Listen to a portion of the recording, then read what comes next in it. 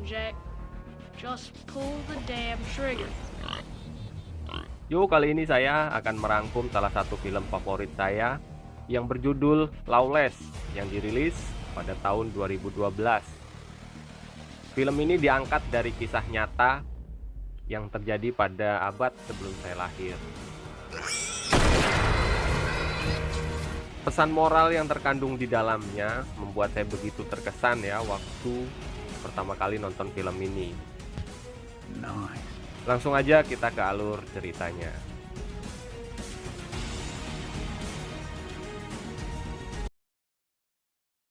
Cerita berfokus pada bonduran bersaudara yang terdiri dari 3 orang kakak beradik. Si bungsu yang bernama Jack, dia yang paling kecil dan paling pengecut di antara saudara-saudaranya. Lalu ini Howard, pria yang suka mabok-mabokan dan memiliki sifat yang begitu barbar. Dan yang terakhir bernama Forrest, kakak tertua yang memiliki pembawaan tenang dan terlihat sangat dingin, namun sangat mematikan. Seluruh warga kota Franklin mengetahui cerita tentang Forrest, seorang pria yang tidak bisa mati. Alasannya karena ketika dalam perang, seluruh pasukannya tenggelam di lautan dan tidak ada yang tersisa. Hanya Forrest satu-satunya orang yang selamat dari kejadian itu. Bonduran bersaudara adalah pembuat minuman keras. Padahal pada saat itu penjualan alkohol secara ilegal telah dilarang di negara itu. Jadi bisa dibilang mereka juga adalah para penyelundup. Setiap hari mereka berkeliling kota untuk menjual miras buatan mereka itu. Di salah satu tempat, ketika Forrest dan Howard mengantarkan pesanan, Jack yang sedang menunggu di luar dihampiri, lalu dipalak oleh preman kampung di sana. Kita bisa melihat betapa takutnya Jack ketika dia diancam dengan sebilah pisau. Namun tak lama kemudian Forrest dan Howard keluar dan melihat adiknya yang sedang dipalak itu. Dengan begitu santai, Forrest mendekatinya. Setelah memberi sedikit ceramah, lalu Forrest merobohkan preman itu dengan sekali pukul, yang membuat 2 orang temannya langsung kabur.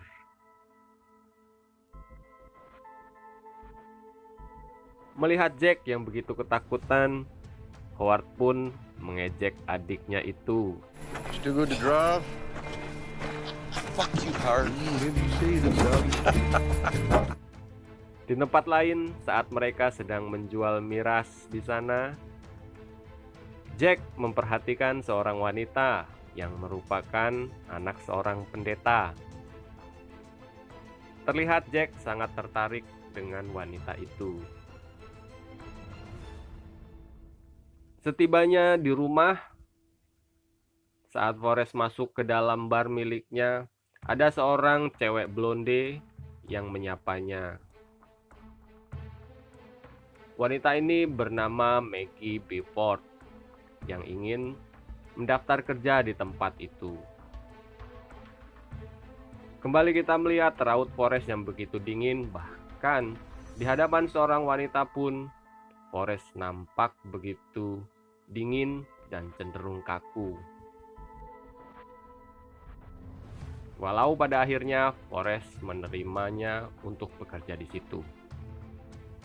Scene berpindah di sebuah pasar impres. Nampak Jack sedang berbelanja di sebuah toko sembako. Lalu tiba-tiba muncul sebuah mobil dan berhenti tepat di hadapan Jack. Dari mobil tersebut muncul seorang pria dengan sebuah senjata di tangannya. Lalu dia menembaki sebuah mobil dengan membabi hutan.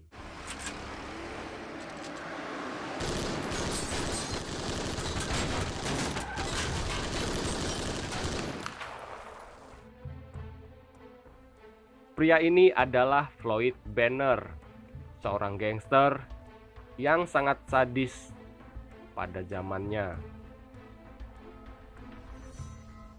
Dan ini foto beserta data Floyd Banner yang saya dapat dari situs Wikipedia. Kembali ke cerita di mana Forrest didatangi oleh sheriff yang memperkenalkan deputi khusus baru yang ditugaskan di kota itu. Dia bernama Charlie Rex. Kedatangannya ke tempat itu ternyata untuk meminta pajak untuk bisnis miras yang Forrest jalankan. Namun Forrest tidak mau menuruti permintaannya itu. Bahkan saat di pertemuan para produsen miras di kotanya itu, Forrest menegaskan bahwa keluarga Bonduran tidak akan tunduk kepada siapapun. I'm a Bondurant. And we don't lay down for nobody. Scene berpindah ke hari berikutnya, sebuah rumah milik seorang pria yang bernama Cricket, yang merupakan sahabat Jack. Pada siang hari itu, rumah itu didatangi oleh Rex yang menanyakan di mana lokasi penyulingan miras milik Cricket. Jack yang baru saja datang lalu menjawab kalau temannya itu tidak mempunyai apa yang Rex cari. Mengetahui itu adalah Jack Bonduran, adik dari Forrest Bonduran, Rex pun memerintahkan anggotanya untuk meninggalkan tempat itu, lalu memukuli Jack hingga babak belur, dan memberi pesan bahwa dia akan mendatangi saudaranya yang lain. Why don't you tell those brothers of yours we're coming for them next? Setibanya di rumah, dia pun menceritakan kejadian tersebut kepada kakaknya. Bukannya membela, Forrest justru berkata kalau kejadian ini tidak boleh terulang lagi. As long as you are my brother, you will never let this happen again. Pada scene ini saya mengambil kesimpulan apa yang dilakukan oleh Forrest bertujuan agar Jack bisa bertanggung jawab dan bisa membela dirinya sendiri. Keesokan harinya, sheriff datang untuk menyampaikan pesan dari Deputi Rex. Forrest Bondurant, seems you've been involved in certain illegal activities. Lalu Howard keluar dan menghajar kedua orang polisi itu.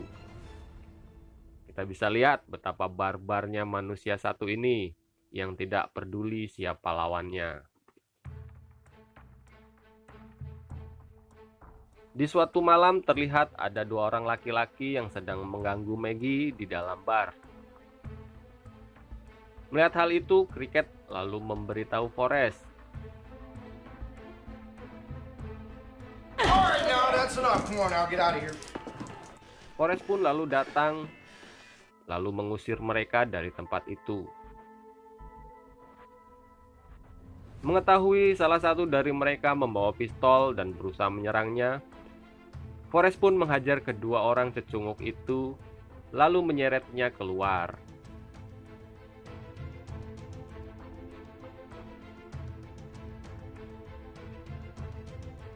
Di sini nampak Forrest terlihat sedikit kesal karena Howard belum juga pulang dari mengantar miras. Dan ternyata Howard malah lagi mabok-mabokan bersama temannya. Kembali ke Forrest, setelah lukanya diobati oleh Maggie, Forrest pun menyuruhnya untuk pulang karena sudah larut malam. Maggie sebenarnya sudah memberi sinyal kepada Forrest kalau dia menyukainya. Namun, Forrest tetaplah Forrest, pria yang selalu bersikap dingin. Setelah Maggie pulang, Forrest melihat kap mesin mobilnya terbuka. Lalu dia pun datang untuk memeriksanya. Saat dia akan menutupnya, tiba-tiba pria yang dihajarnya tadi muncul, lalu memegangi kedua tangan Forrest.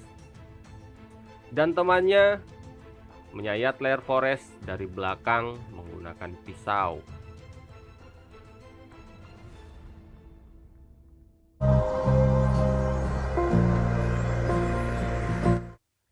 Maggie yang sudah di tengah perjalanan tiba-tiba memutar arah mobilnya, lalu kembali ke rumah Forrest.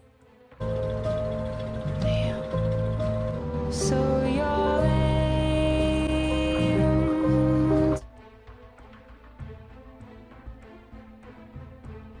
Saat dia masuk, ternyata dua orang cecunguk tadi ada di dalam, lalu menangkapnya.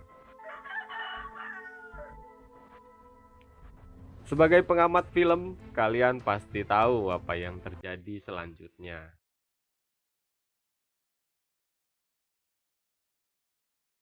Scene berpindah di sebuah rumah sakit di mana Forrest dirawat.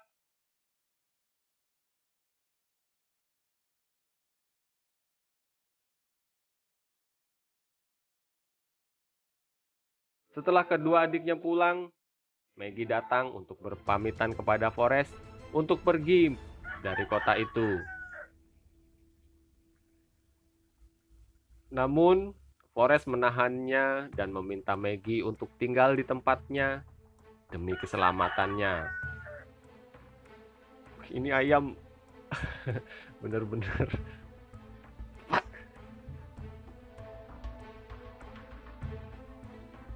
Di tempat lain, Jack memberitahu Howard kalau ada orang. Astagfirullah. Di tempat lain, Jack memberitahu Howard kalau ada orang di luar kota yang mau membeli miras mereka dengan harga yang tinggi. Ini minta disembel ya, ayam ya. Di tempat lain, Jack memberitahu Howard kalau ada orang di luar kota yang mau membeli miras mereka dengan harga tinggi. Dan Jack bermaksud akan mengantarnya bersama Cricket. Namun Howard melarangnya karena pembeli yang dimaksud adalah Floyd Banner, si bos gangster yang kita lihat di awal tadi. Namun Jack nekat melakukannya tanpa menghiraukan larangan dari kakaknya itu. Setelah mencuri kunci gudang, Jack dan Cricket mengangkut miras-miras tersebut dan berangkat ke Chicago.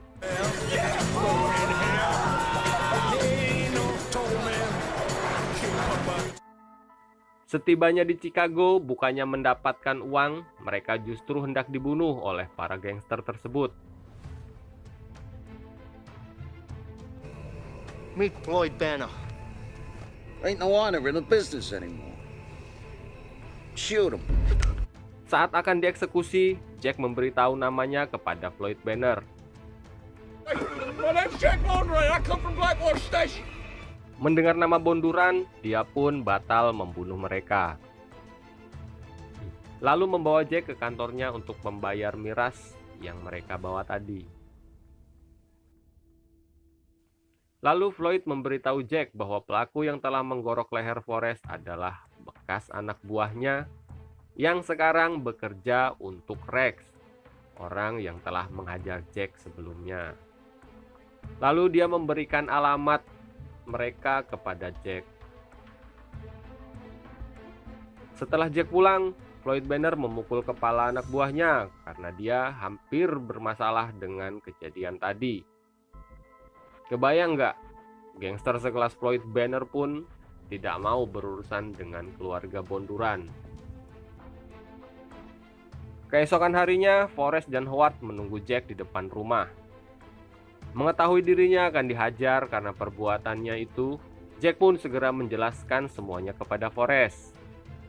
Kalau dia sudah berhasil menjual stok miras yang biasanya membutuhkan waktu 1 bulan untuk menghabiskannya, namun Jack mampu menjualnya hanya dengan sekali jalan. Namun entah karena khawatir kepada Jack atau hanya gengsi, Forrest tetap terlihat tidak senang mendengar itu. Lalu kemudian Jack memberitahu nama para pelaku yang telah mencoba membunuh Forrest dan menyerahkan alamat yang diberikan Floyd Banner sebelumnya. Siang itu Jack terlihat mendatangi kediaman Bertha untuk ngapelin anak pendeta tersebut. Setelah malam, dia pun pulang. Namun, Jack tidak mendapati kakaknya ada di rumah. Mengetahui kalau mereka mendatangi alamat yang dia berikan pagi tadi, Jack pun lalu menyusul mereka. Setibanya di lokasi, Jack melihat tangan Forrest memegang sebuah pisau yang berlumuran darah. Lalu, Howard memberikan sebuah bungkusan yang berisi burung si cecunguk untuk diantar ke tempat Rex.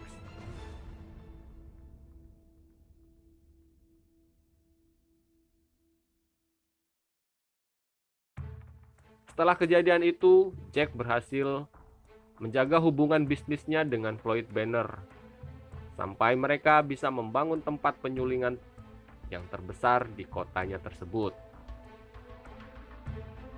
Sementara itu, Jack terlihat semakin dekat dengan Bertha. Suatu hari, ketika Jack mengajaknya jalan-jalan, Jack membawa Bertha ke lokasi penyulingan milik keluarganya yang berada di tengah hutan. Tanpa disadari, ia telah diikuti oleh Rex, yang membuat Rex mengetahui lokasi penyulingan miras milik keluarganya. Lalu Rex beserta anak buahnya menggerebek tempat itu. Howard yang mengetahui kedatangan mereka lalu bersiap untuk menyambutnya.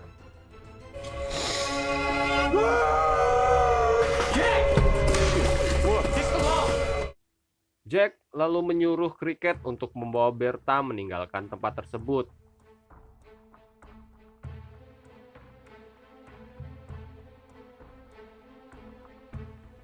Sesampainya di dalam, Rex disambut oleh Howard dengan cara barbarnya.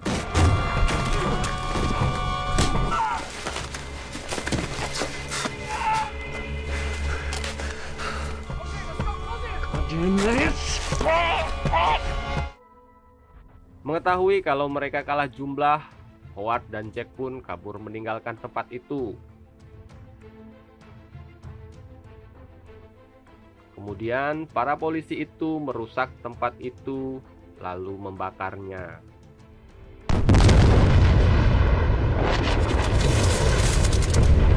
Sementara itu, Cricket dan Bertha tertangkap oleh petugas. Kemudian Sheriff membawa Bertha untuk diantar pulang.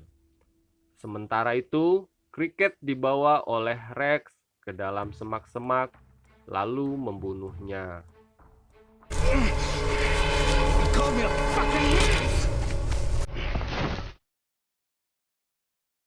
Sementara itu di rumah, Forrest memarahi Jack karena ulahnya tadi.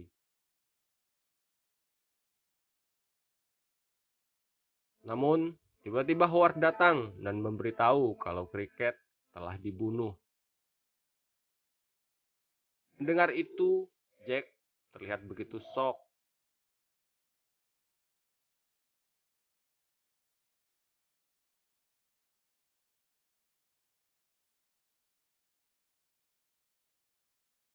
Setelah pemakaman Cricket, Sheriff mendatangi kediaman bonduran untuk memberitahu kalau Rex menutup akses kota tersebut dengan menjaga jembatan yang satu-satunya jalan keluar masuk kota tersebut. Mendengar itu, Jack yang awalnya adalah seorang penakut terlihat sedang mempersiapkan senjata dan akan mendatangi Rex. Howard yang mengetahui itu memberitahu Forrest. Lalu mereka pun menyusul Jack. Warga yang melihat Bonduren bersaudara menuju jembatan, mereka pun mempersiapkan senjata lalu mengikutinya. Sesampainya di jembatan, Jack turun lalu mencari Rex yang telah membunuh sahabatnya. Mendengar itu, Rex lalu keluar dan menembak Jack.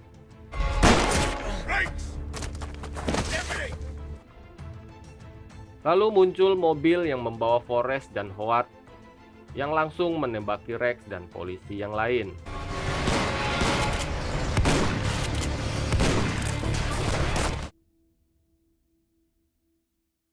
Saat Forrest sedang memindahkan Jack, ia terkena peluru milik Rex.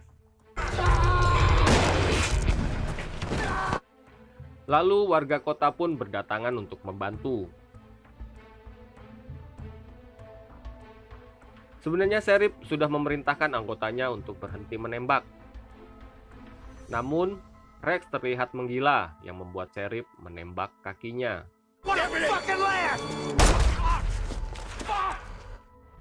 Rex yang melihat Forrest kembali berdiri, lalu masuk ke dalam jembatan dan menembaki Forrest lagi.